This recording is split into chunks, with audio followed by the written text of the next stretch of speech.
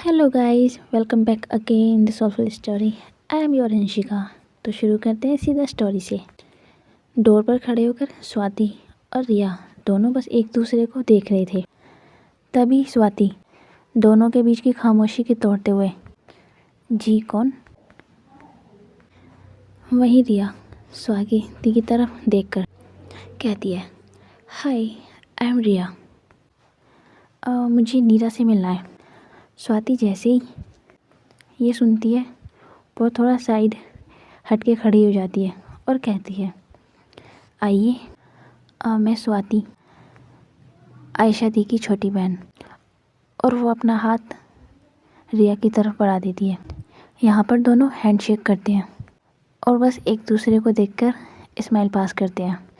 उसके बाद स्वाति और रिया दोनों अंदर आने लगते हैं।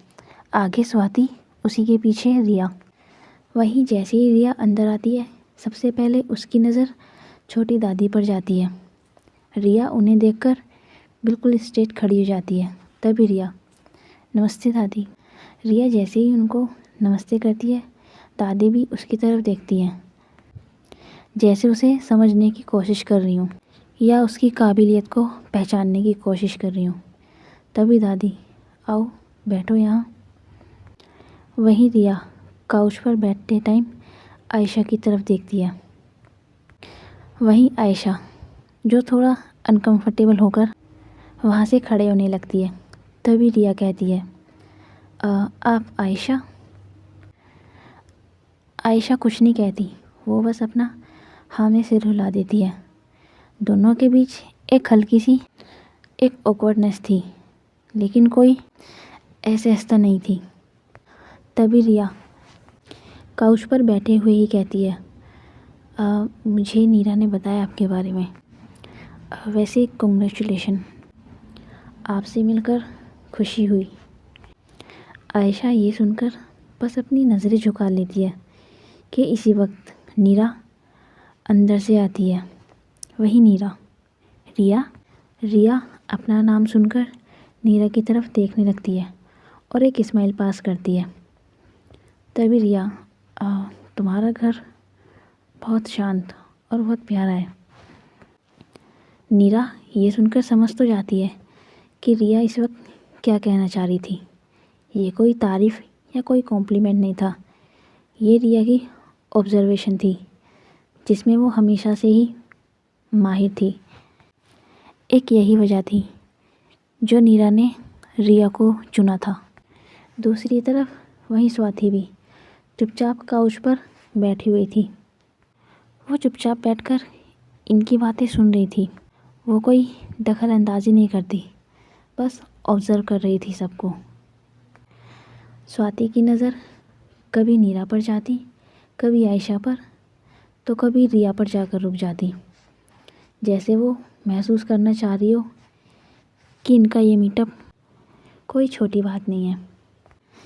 वहीं दादी, रिया, तुम जानती ही होगी कि नीरा ने तुम्हें क्यों बुलाया है, और अब हम सबको लगता है कि अब हमें देर नहीं करनी चाहिए। रिया दादी की आवाज़ सुनकर बस सीधे होकर बैठ जाती है। तभी रिया, मैं समझ रही हूँ दादी कि मुझे यहाँ क्यों बुलाया गया है। जहाँ रिया, दादी और नीरा आपस में कुछ बातें कर रहे थे, वहीं आयशा जो थोड़ा अनकंफर्टेबल थी, वो अपनी हाथ की उंगलियों को बस आपस में उलझा रही थी। वहीं स्वाति जो वहाँ बैठे हुए आयशा की इस हरकत को नोटिस करती है, लेकिन वो अभी कुछ कहती नहीं, बस आयशा की तरफ एक नज़र डाल के देखने लगती है, जैसे वो अभी आयशा को समझने की कोशिश कर रही हो। वहीं धीरे धीरे शाम अब और गहरी होती जा रही थी।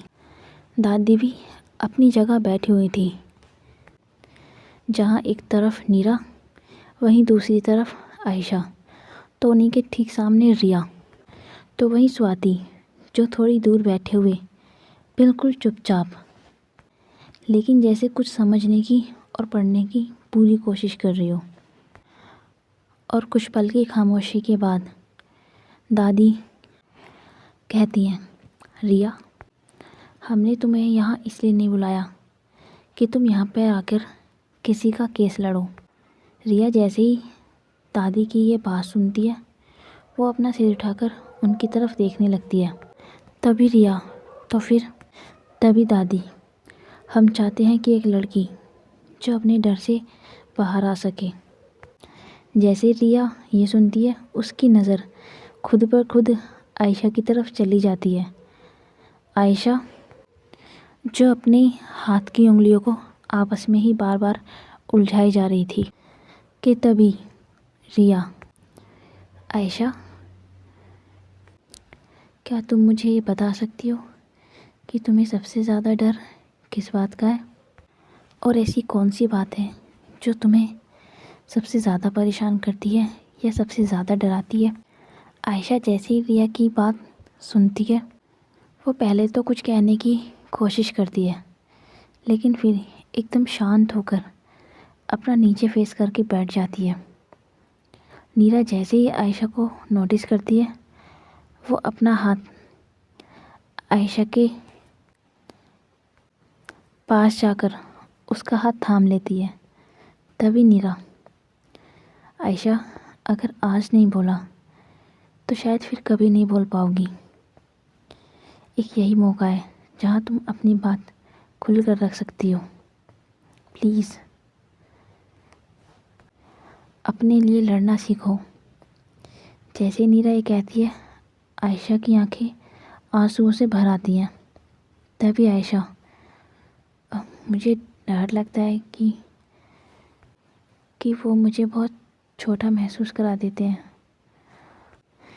उनका मुझे डराना, मुझे दबाना और मुझे ऐसा महसूस कराना जैसे ये दुनिया मेरे लिए नहीं बनी हो।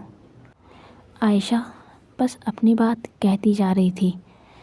वहीं नीरा और रिया जो बहुत ही ध्यान से आयशा की सारी बातें सुन रहे थे और आयशा जितनी गहराइयों से अपनी बात बताती उतनी ही गहराई से उसकी आंख से आंसू बस निकले जा रहे थे।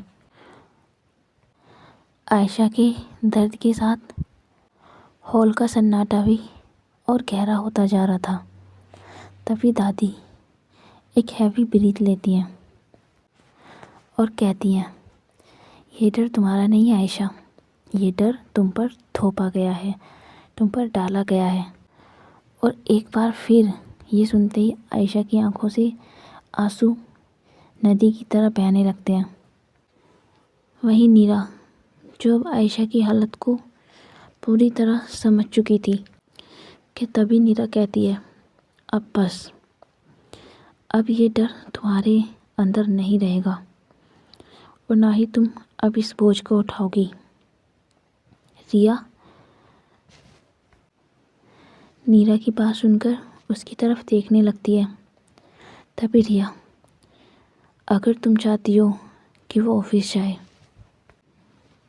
नीरा रिया के सवाल पर बस अपनी गर्दन हाँ में हिला देती है और वो कहती है, कल। आयशा जैसे ही सुनती है वो एकदम चौंक सी जाती है। तभी आयशा थोड़ा अटकते हुए, कल? वही नीरा, हाँ, डर से भागने का एक ही तरीका है कि उनके सामने जाकर खड़ा होना होगा और उनके सामने रहकर ही तुम्हें लड़ना होगा। आयशा जैसे ही सुनती है उसके हाथ अब शिवर करने लगे थे।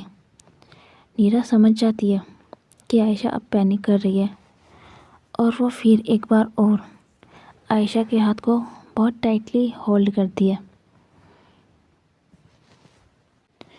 वहीं रिया जो शायद कुछ सोच रही थी और फिर कहती है, तो पहली एंट्री तो कल आयशा की पहली एंट्री सिंबॉलिक नहीं होगी, ये उनके लिए एक करारा जवाब होगा। वहीं दादी अपना हल्का सा सिर हिला देती हैं और कहती हैं, और करारा जवाब साफ होना चाहिए जो उनके लिए एक तमाचे का काम करे।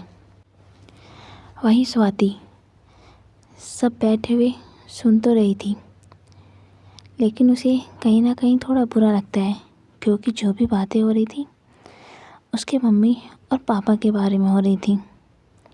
लेकिन स्वाति को इस बात की भी तसल्ली थी कि उसके मम्मी पापा कभी सही नहीं थे।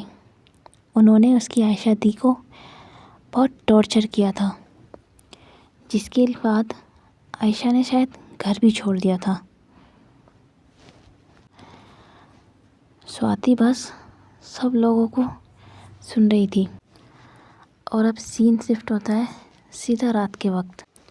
आयशा जो अपने बेडरूम में थी, वो अपने ही रूम में ना ठीक से सो पा रही थी और ना ही अपने बेड पर लेट पा रही थी। नीरा जैसे ही आयशा को देखती है, वो उसके पास आकर बैठ जाती है। तभी आयशा, नीरा, अगर मैं वहाँ टूट गई तो, अगर जैसा हमने चाहा ऐसा कुछ नहीं हुआ और मैं कल हिम्मत नहीं कर पाई। नीरा जैसे ही आयशा की बात सुनती है, वो उसके चिक्स को होल्ड करके बहुत ही शांति के साथ, तो मैं पकड़ लूँगी तुम्हें, लेकिन तुम्हें अकेला बिल्कुल भी नहीं छोड़ूंगी और ना ही तुम्हें बेसहारा छोड़ूंगी। आयशा, ये जो भी किया जा रहा है सिर्फ तुम्हारी खुशी के लिए किया जा रहा है। तुम ये मत सोचना कि तुम अब अकेली हो। कि तभी आयशा बहुत धीरे से पूछती है, क्या मैं सच में कर पाऊँगी? नीरा जैसे ही आयशा का सवाल सुनती है, वो उसकी तरफ बढ़कर उसके माथे को चूम लेती है और कहती है, नहीं जानती, लेकिन कोशिश किए बिना कोई कभी मजबूत नहीं बनता। और मैं ये जानती हूँ, अगर तुमने किया तो तुम ज़रूर जीतोगी। तभी आयशा, लेकिन तुमने रिया को क्यों चुना? तुम जानते हो ना नीरा, रिया ने तुम्हारे साथ क्या किया था। मैं कैसे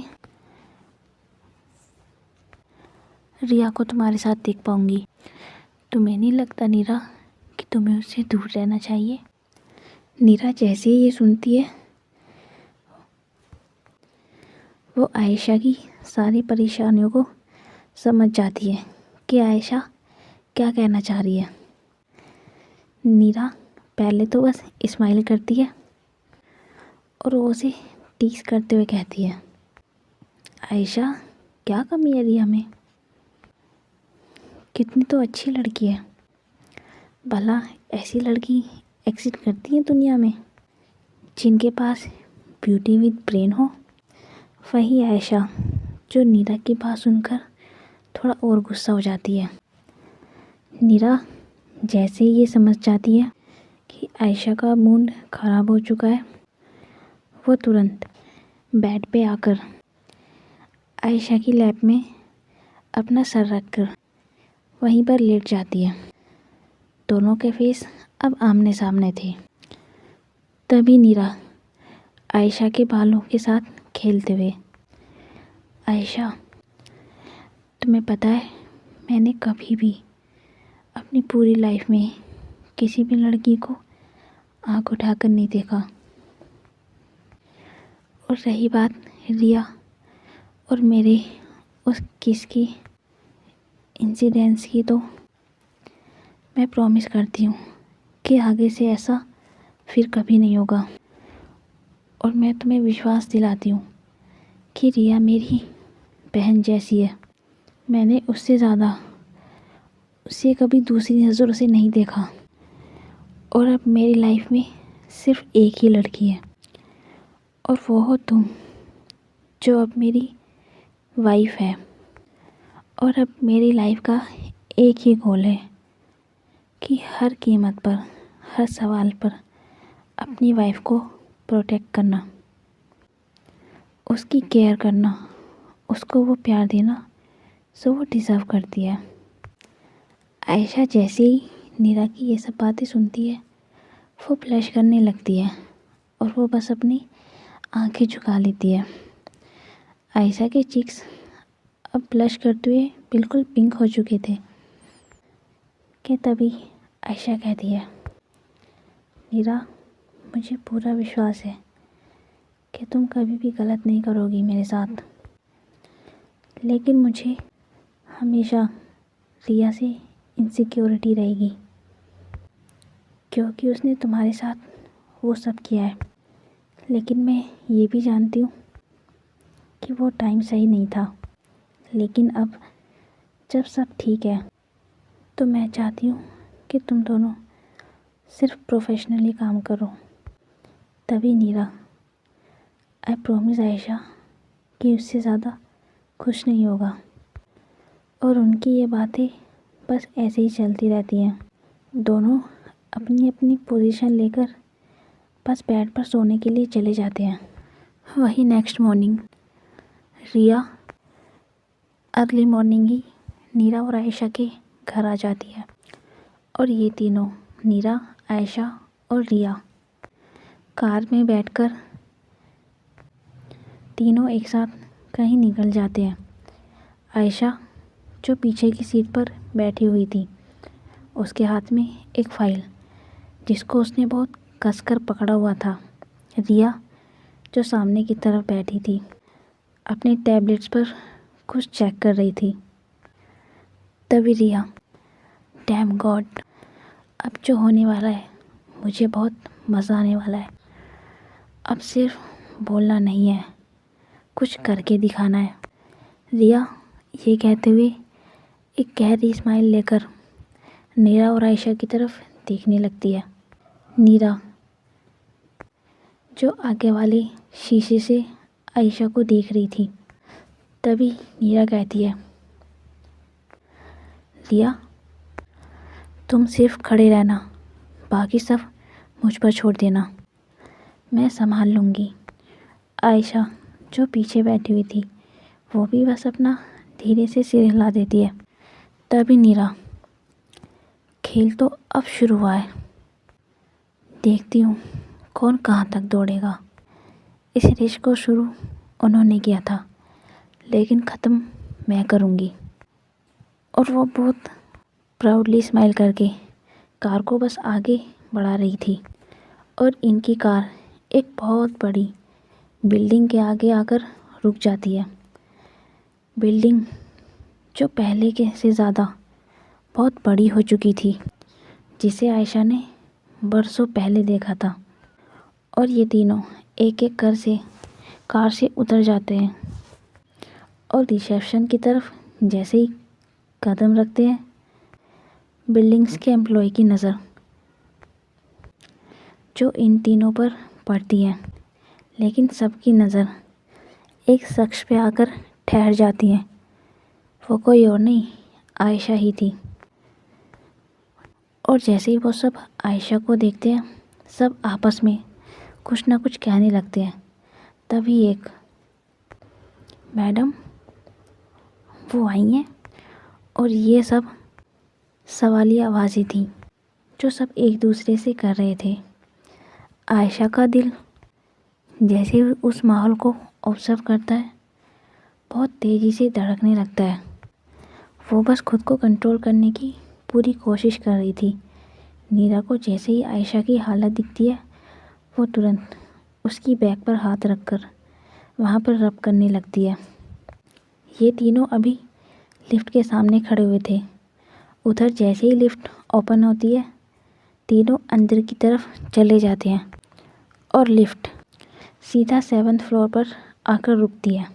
जैसे ये तीनों लिफ्ट से बाहर आकर अंदर की तरफ जाते हैं, सामने वही शख्स जिससे नीरा पहले भी मिल चुकी है, सूट बूट, ठंडी मुस्कान और वही पुरानी नज़र। और जैसे ही चाचा की नज़र आयशा पर पड़ती है, वो कहते हैं, ओह देखो तो कौन आया है, आज हवा किस तरफ चल रही है। और वो ये कहते हुए बहुत ही गुस्से से आयशा की तरफ बढ़ने लगते हैं। तभी नीरा आयशा और चाचा के बीच में आकर, हवा नहीं, हक कहते हैं इसको, जो तुमने आयशा से छीन लिया था। चाचा जैसे ही ये बात सुनते हैं, उनकी नज़र आयशा से हटकर सीधा नीरा पर आकर टिक जाती है। तभी चाचा, तुम्हें यहाँ किसने बुलाया और किस हक से आई हो यहाँ पर। और वे ये कहते कहते नीरा की तरफ बढ़ने लगते हैं। आयशा जैसे ही देखती है, उसकी सांसें मानो अटक सी जाती हैं। तभी रिया बहुत ही स्ट्रेट होकर, इन्हें किसी ने नहीं बुलाया, वो यहाँ खुद आई है अपनी पत्नी की हैसियत से। और चाचा जैसे ये सुनते हैं, उनकी स्माइल थोड़ी हल्की सी हो जाती है। तभी चाचा, इंटरेस्टिंग, अब तो बहुत मज़ा आने वाला है। तभी नीरा एक कदम अपना आगे लेकर, और ये तो सिर्फ शुरुआत है, तुम्हें तो बहुत कुछ दिखाना है। वहीं आयशा जो दूर खड़े होकर सारा सीन देख रही थी, आज पहली बार उसकी नज़रें झुकी हुई नहीं थी, वो आज डटकर सामना कर रही थी। वहीं नीरा, तो मिलते हैं अब सीधा बोर्डरूम में। और वे यह कहते हुए आगे बढ़ जाती है। उसी के ठीक पीछे रिया, और रिया के ठीक पीछे आयशा। और कुछ ही मिनटों बाद ऑफिस के कॉरिडोर में एक अजीब ही खामोशी थी। ये खामोशी तूफान से पहले उठने वाली खामोशी थी, जहाँ कांच की दीवारों के उस पार बोर्डरूम की लंबी टेबल दिखाई दे रही थी। वही टेबल जहाँ सालों से इस कंपनी के फैसले होते आए हैं, जहाँ कभी आयशा के डैड इस कंपनी के फैसले लिया करते थे, लेकिन उनके जाने के बाद ये हक आयशा का था। कि तभी चाचा चेहरे पर एक झूठी स्माइल लेते हुए, आइए, खड़े खड़े बातें करना बचपना होता है। और वो आयशा की तरफ देखते हुए ये कहते हैं, क्या तुम्हारे पापा ने इतना भी नहीं सिखाया। नीरा जैसे ही चाचा का ये बिहेवियर देखती है,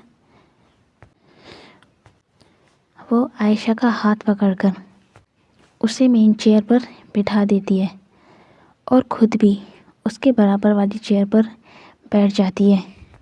कि तभी वो चाचा की बात का जवाब देते हुए, बहुत कुछ सिखाया है आयशा के पापा ने, लेकिन किसी का हक कैसे दबाना चाहिए ये कभी नहीं सिखाया। नीरा का ये जवाब सुनकर आयशा के चाचा की मुस्कान कुछ पल के लिए गायब सी हो जाती है, और वो घूरकर एक बार नीरा को देखते, एक बार आयशा को, तो एक बार रिया की तरफ। कि उसी वक्त बोर्डरूम का दरवाज़ा ओपन होता है, और जैसे ही वो दरवाज़ा ओपन होता है, कंपनी के सारे सीनियर एम्प्लॉय जो इस कंपनी के लिए जिम्मेदारी उठाते हैं और जो बहुत सालों से इस कंपनी के लिए काम कर रहे थे, सब एक एक करके बोर्डरूम में आने शुरू हो जाते हैं और सभी अपनी अपनी चेयर लेकर बैठ जाते हैं।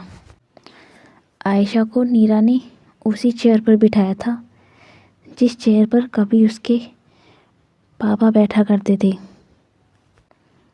ये आयशा के पिता की पुरानी चेयर थी, जिस पर सालों से उसके चाचा बैठे आ रहे थे। वहीं बोर्डरूम की हवा जो अब बदल चुकी थी, वहाँ का माहौल बहुत भारी हो चुका था। कि दूसरी तरफ आयशा के चाचा एक फ़ाइल ओपन करते हैं और कहते हैं, तो अचानक याद आ गई कि कंपनी आपकी है। आयशा के चाचा की इस आवाज़ में एक तंज था जो शायद बहुत खतरनाक था। आयशा जैसे ही अपने चाचा की आवाज़ सुनती है, उसके हाथ जो टेबल के नीचे छुपे हुए थे बस कांपने लगते हैं। वहीं नीरा जो अभी कुछ नहीं कहती और रिया भी बस सब कुछ अभी ऑब्जर्व कर रही थी। तभी चाचा अपनी बात आगे बढ़ाते हुए, आपको पता है बिजनेस चलाना भावनाओं से नहीं होता, और सच कहूँ तो आपने तो कभी इसमें इंटरेस्ट भी नहीं दिखाया। चाचा जैसे ही अपनी बात कंप्लीट करते हैं, वहीं एक सीनियर जो उनके हक में थे वो भी अपना सर हाँ में हिला देते हैं। तभी आयशा बहुत धीरे से, क्योंकि मुझे कभी मौका नहीं दिया गया और ये मौका हमेशा आप मुझसे छीनते रहे। आयशा के इस जवाब से मानो बोर्ड रूम में हलचल ही उठ गई हो। सभी बस एक दूसरे से कानाफूसी करने लग गए। वहीं चाचा अपनी आवाज़ को और भारी करते हुए, जैसे वो आयशा को डराना चाह रहे हों। मौका या हिम्मत, दोनों में बहुत फ़र्क है भतीजी साहिबा, और पहले आप ये सीख कर आइए और तब आकर बिजनेस संभालिए। आयशा ये सुनकर चुप हो जाती है। उसकी बस सांसें तेज हो चुकी थी कि तभी रिया, जो पहले तो ऑब्जर्व कर रही थी लेकिन अब चाचा की हरकत देखकर बिल्कुल उबल चुकी थी, और वो कहती है, एक सवाल पूछूं सर? चाचा ने भी बस इशारा कर दिया, ज़रूर। तभी रिया बहुत शांति से लेकिन बिल्कुल शार्प आवाज़ में, क्या किसी बोर्ड रिजोल्यूशन में ये लिखा है कि आयशा मैडम डिसीज़न लेने लायक हैं या नहीं? वहीं चाचा जैसे ये बात सुनते हैं, वो फाइल को पलटकर उल्टा कर देते हैं और बहुत ही गुस्से से, लिखने की ज़रूरत नहीं होती, कुछ बातें समझी जाती हैं, और मैंने इस लड़की को तब से देखा है जब इसका इस दुनिया में कोई नहीं था।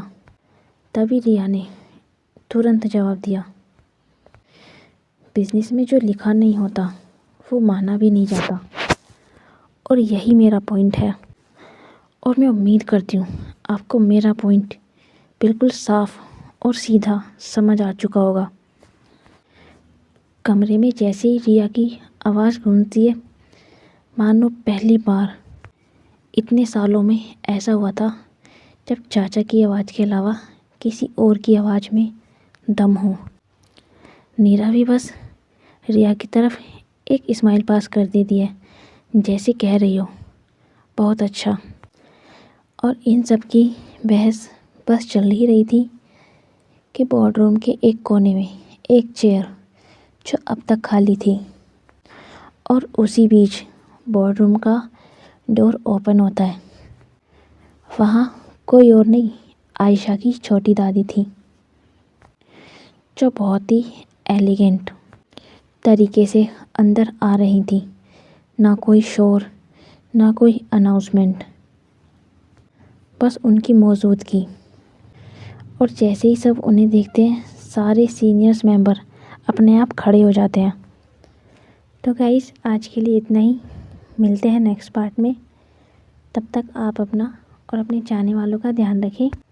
उम्मीद है आपको ये पार्ट पसंद आए। चैनल को सब्सक्राइब और वीडियो पर लाइक कमेंट शेयर ज़रूर करें। बाय।